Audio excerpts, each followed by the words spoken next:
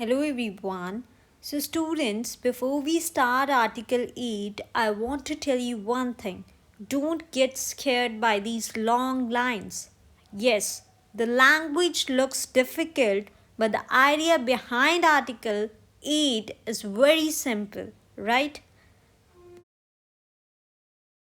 So don't worry. First, we will read these lines together and then we will understand them step by step in very easy language, right?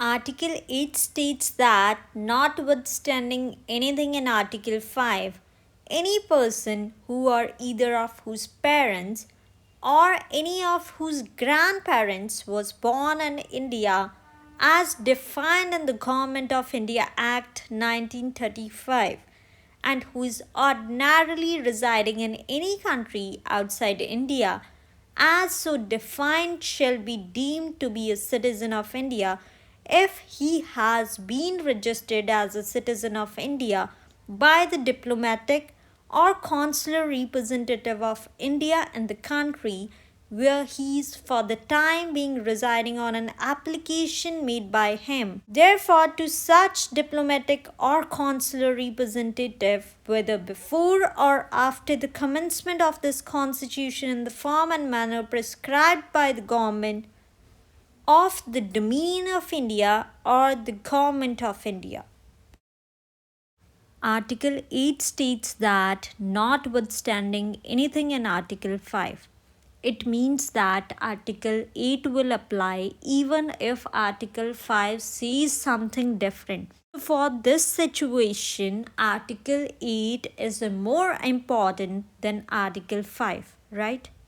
Any person who or either of whose parents or any of whose grandparents was born in India as defined in the Government of India Act 1935. Basically, this refers to a person who was born in India or whose mother or father was born in India or whose grandfather or grandmother was born in India. यहाँ हम basically बात कर रहे हैं ऐसे person की जिसका जन्म इंडिया में हुआ हो या जिसके पेरेंट्स में से किसी मदर या फादर का जन्म इंडिया में हुआ हो या ग्रैंड पेरेंट्स में से किसी एक का जन्म इंडिया में हुआ हो right and who is ordinarily residing in any country outside India as so defined shall be deemed to be a citizen of India. Basically, this means the person is normally living in a foreign country, not just for visiting purposes. इसका मतलब ये है कि व्यक्ति आम तौर पर किसी दूसरे देश में रह रहा है, right? Such a person will be legally treated as Indian citizen. ऐसे व्यक्ति को legally Indian citizen माना जाएगा. If he has been registered as a citizen of India by the diplomatic or consular representative of India.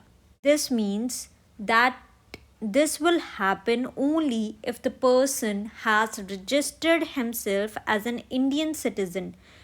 ये तभी होगा जब person ने as a Indian citizen register किया है किसी इंडियन एम्बेसी में right in the country where he is for the time being residing on an application made by him, therefore to such diplomatic or consular representative. Basically, this means the person must apply formally for Indian citizenship. अगर person Indian citizenship के लिए apply करेगा, then also he will get the Indian citizenship, right? Whether before or after the commencement. Basically, it doesn't matter whether the application was made before 26 January 1950 or after that. And the application must be according to the rules set by the Government of India. अगर हम बिल्कुल easy language में समझें तो Article 8 gives Indian citizenship to people of Indian origin living abroad if they registered themselves at an Indian embassy. Basically article 8 विदेश में रहने वाले इंडियन ओरिजिन लोगों के लिए सिटीजनशिप देता है only if they register themselves at an Indian embassy.